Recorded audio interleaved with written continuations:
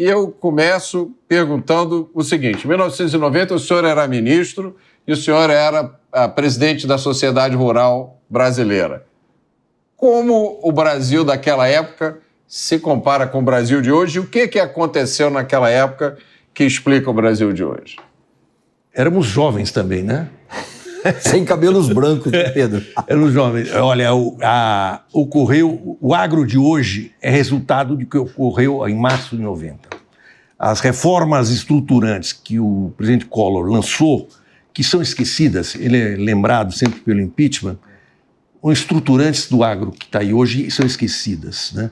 Ele fechou o IAA, que proibia São Paulo exportar açúcar. Ele fechou o IBC, que pegava uma fatia do lucro do produtor e nivelava por baixo a qualidade do café. Ele fechou a CASEX, Carteira de Comércio Exterior do Banco do Brasil, que segurava na gaveta, sempre antiagrícola. Ele abriu os portos, que permitiu a construção dos graneleiros, os terminais de containers que estão aí hoje. Foi uma verdadeira revolução. E eu felizmente, vivi isso junto com o ministro Cabreira, dois jovens que participamos desse início da revolução, que lógico que você faz isso num dia, o resultado aparece depois. Mas o resultado está aí hoje, né? Está aí hoje, com liberalização do comércio, com a livre iniciativa, Isso tudo foi plantado naquela época? 16 de março, tudo no mesmo dia. E foi tão interessante, Mota, aqui você tem o lado do produtor, não é o ex-ministro comentando, então eu sou muito grato ao Pedro por esse reconhecimento, mas a realidade o que aconteceu, Mota, foi trazer o mercado para o setor agropecuário. Porque hoje a gente se comenta muito, bom, o Brasil é um país abençoado, tem muitas terras férteis, tem um agricultor capacitado, com inúmeras habilidades, tudo isso é verdade, mas faltava uma ponta nesse tripé, que era liberdade para empreender. Então isso que o Pedro falou, por exemplo, o Instituto Brasileiro do Café, que era o IBC, ele tinha um confisco cambial. Então toda vez ele penalizava aquele que era eficiente. Nós extinguimos isso. Como é que funcionava esse confisco cambial? Quanto mais você exportava, mais você pagava. Então você não buscava qualidade, você não buscava produtividade.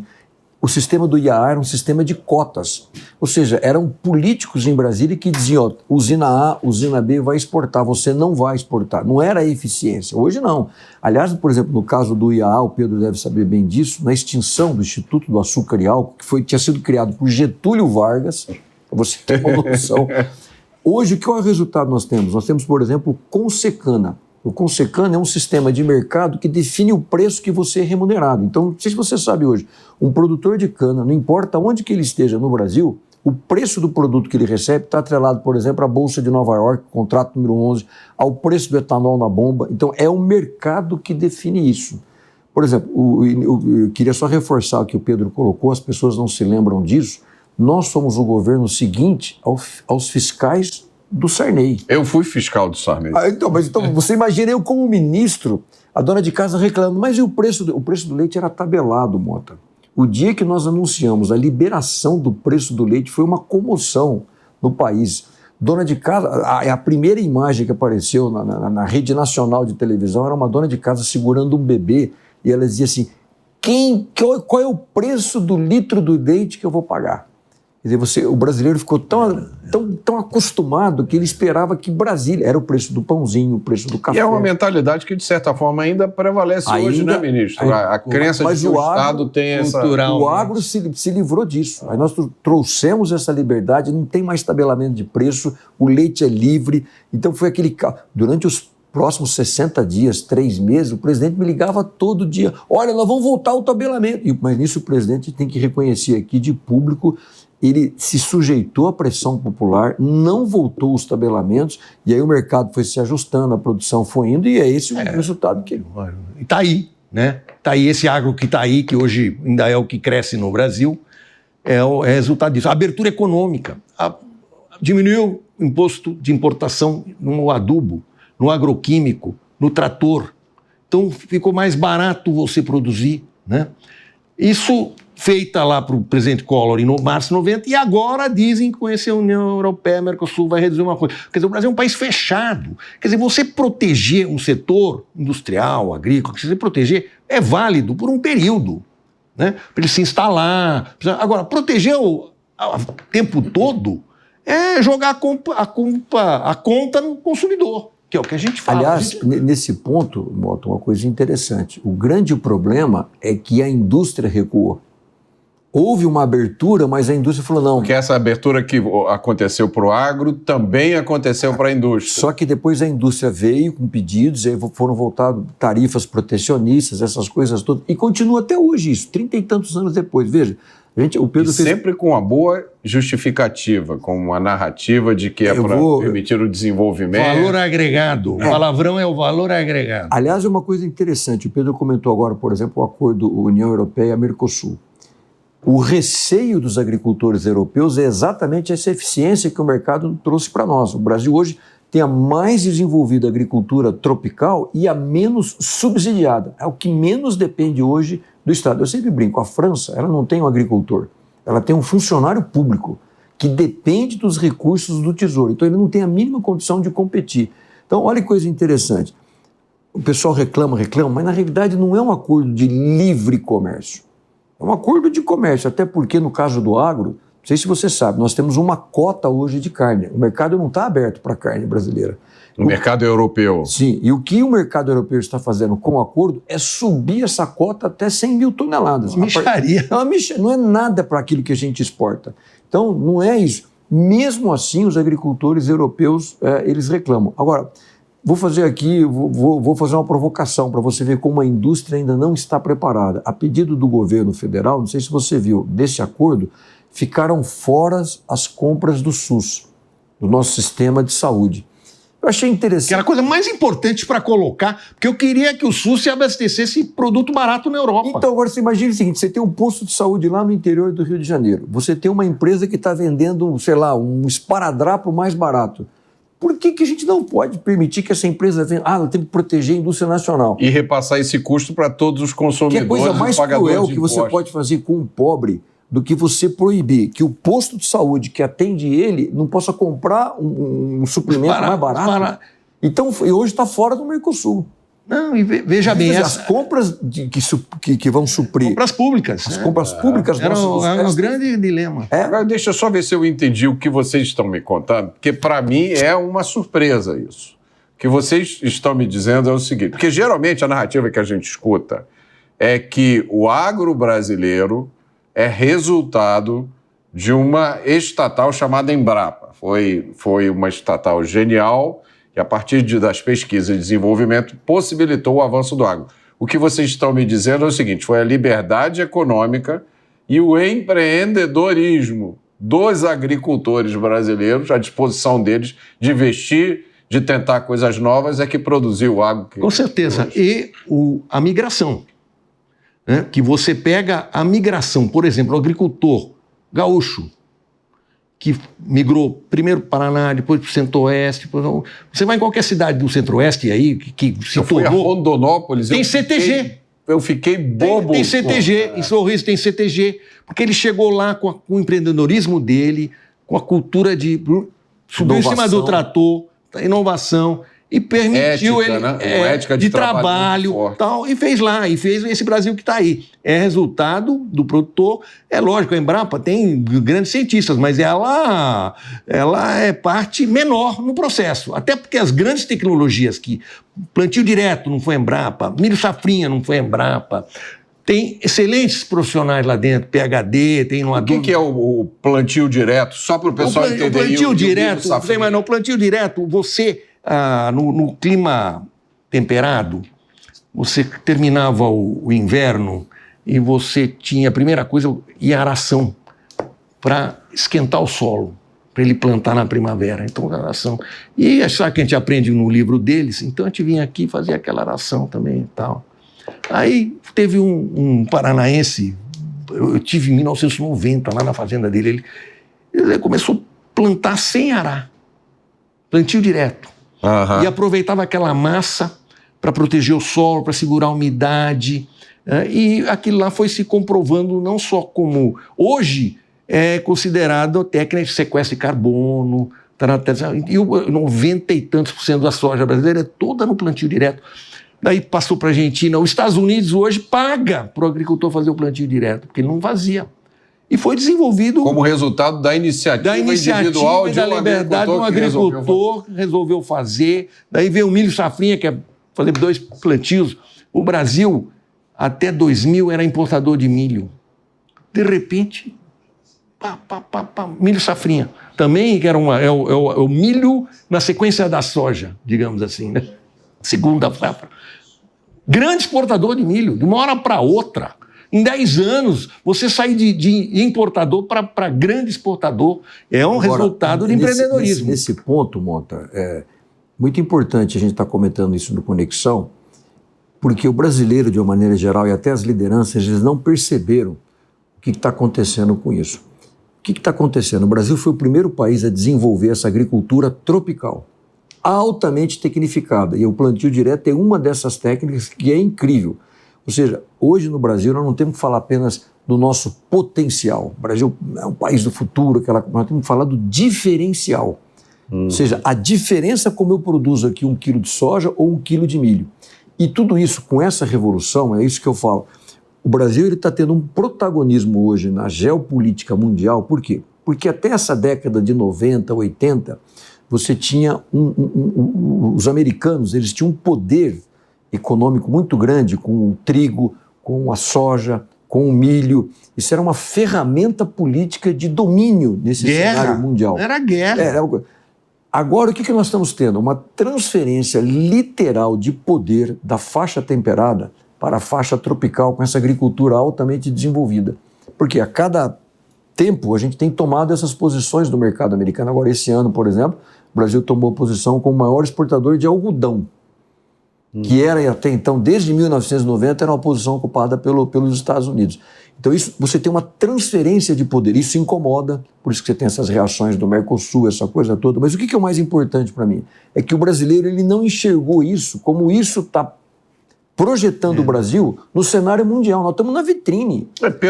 Pelo contrário, né, ministro, porque determinadas conversas, determinados setores da mídia, parece que o foco é em demonizar o Brasil, dizer que o Brasil faz tudo isso à custa do meio ambiente. Tá? Só para você ter uma noção, por exemplo, a gente está falando da França. Hoje a França ela usa mais de metade do seu território para a agricultura. Se você pegar a Noruega, que tem aqui, o nosso sponsor aqui do fundo da Amazônia, ela usa 65% do seu território. Estamos usando 8% para a agricultura no Brasil. Então, ninguém tem... Hoje eu diria que o Brasil, Pedro sabe muito bem disso, ele tem comentado, o Brasil hoje ele não é um grande exportador de alimentos, ele é um grande exportador de sustentabilidade. Ninguém está produzindo hoje 1 quilo de alimento e a média deve fechar esse ano, Mota, para você ter uma ideia, o Brasil vai exportar, em média, 11 quilos de alimentos para cada habitante no planeta. Tem aquele livro do Luiz Câmara Cascudo que se chama História da Alimentação no Brasil. E ele diz o seguinte, que a refeição, Pedro, é um elemento pacificante. Com certeza. Você imagine se o Brasil fosse riscado do mapa hoje. Nós somos o maior fornecedor de alimentos da Europa, não sei se você sabe disso. Nós somos o maior fornecedor de alimentos do Oriente Médio. Com todas essas restrições de exportação, maior fornecedor. E basicamente, o Pedro sabe disso, sem nenhum acordo comercial. É só. Vai ser o primeiro tudo isso foi feito até agora no peito e na raça, por exemplo. O aumento da demanda também, né? Quer dizer, não, claro, o chinês passou a comprar, tal. Tem aumento da demanda que nos beneficia. Mas é o mercado. E nós estamos preparados para atender. É isso. Nós estamos preparados para atender. Em 2005, 2006, eu fui convidado para falar nos Estados Unidos e ele falou, vem aqui, explica para nós o que aconteceu, que nós não estamos entendendo. O que aconteceu com o Brasil? Eu lembro que eu fiz um PowerPoint assim e vinha lá. Plano Collor, tal, a migração, explicando, é isso que aconteceu, os caras, tal. Aí terminou, tal, ele virou e falou para mim, não, ótimo, tal, vai ser difícil fazer na África, tal, porque lá tem países diferentes, esse slide da imigração sua. Eu falei, lá não tem gaúcho. Porque nós paulistas fomos desbravadores muito, né? Nós fomos ao Paraná, fomos ao Mato Grosso. Mas essa última década foi o gaúcho. Mas se você pegar, olha que coisa interessante de imigração, se você pegar os últimos ministros da agricultura, todos eles têm o nome de algum imigrante. Cabreira, Maggi, Dal Pasquale, Paolinelli, que é o nosso prêmio Nobel. Então isso é um retrato dessa imigração, né? Espanhóis, italianos, japoneses. Cultura, empreendedorismo. Empreendedorismo que foi... A disposição de correr risco. A disposição de correr risco. Exatamente isso. Porque você ir para uma fronteira agrícola, onde você não tem ponte, não tem estrada, não tem infraestrutura... Não é fácil. Não é fácil. E existe ainda vencendo o preconceito. Que não é fácil. Até hoje. Né? Permanente. Até Se você hoje. abrir os jornais de hoje, que tem matérias sobre a questão climática, ambiental, o agro não fala. Seus colegas, desculpe aí, mas seus colegas não nos chamam para falar. Eles chamam o ambientalista, o social. Agora, ou nos criticam, mas não falam. E você, o sucesso climático, o poder do Brasil é que ele é o país do biocombustível, é o país do sequestro de carbono, é o país da Amazônia, né? É o país que a matriz energética em combustível fóssil é pequeno. Então, daí eles falam, mas o agro é o gás. Eu falei assim, olha, tem um jeito fácil de resolver essa questão. Se você jogar a conta da emissão da comida para quem consome, o agro acaba. Agora, você quer que eu pare de produzir alimento? Reduza. E já é o agro que mais sequestra, que menos emite, porque... Nosso diferencial. Nosso diferencial por questões de natureza, né? Por que o Brasil tem grande geração hidrelétrica? É natureza, está o rio, está lá, não é? Mas sabe, não é decisão política. Por que ele é grande na agricultura? Também natureza. O Brasil é o país da natureza. Mas nessa linha, se você pegar talvez os grandes temas de uma agenda global, de alguns pontos comuns, o que se fala muito hoje? Segurança alimentar, segurança energética, mudanças climáticas, desigualdade social, processo migratório. Tudo isso tem uma forte conexão com o agro. É o nosso. Então o agro, ele o que já fizemos. Ele é a solução. O Brasil é um case de sucesso nisso que a gente está comentando. O Brasil tem hoje o maior programa de biocombustíveis do mundo. Talvez das grandes potências, Mota, se de repente fechar algum problema, o fluxo de petróleo, o Brasil é o único país do mundo que vai continuar rodando. Energia do futuro, uma delas é biocombustível, que é o etanol, é o biodiesel, vai ser o hidrogênio, né, o SAF da aviação. É nosso. Depois tem a eólica, né? Depois tem aquela placa voltaica chinesa baratinha, com sol brasileiro, também é muito boa. Agora, o biocombustível é a energia do futuro. E a gente parece que demoniza, não valoriza, e fica contando umas questões de ambição, querendo passar. Eu vi, você tem essas COPs, né?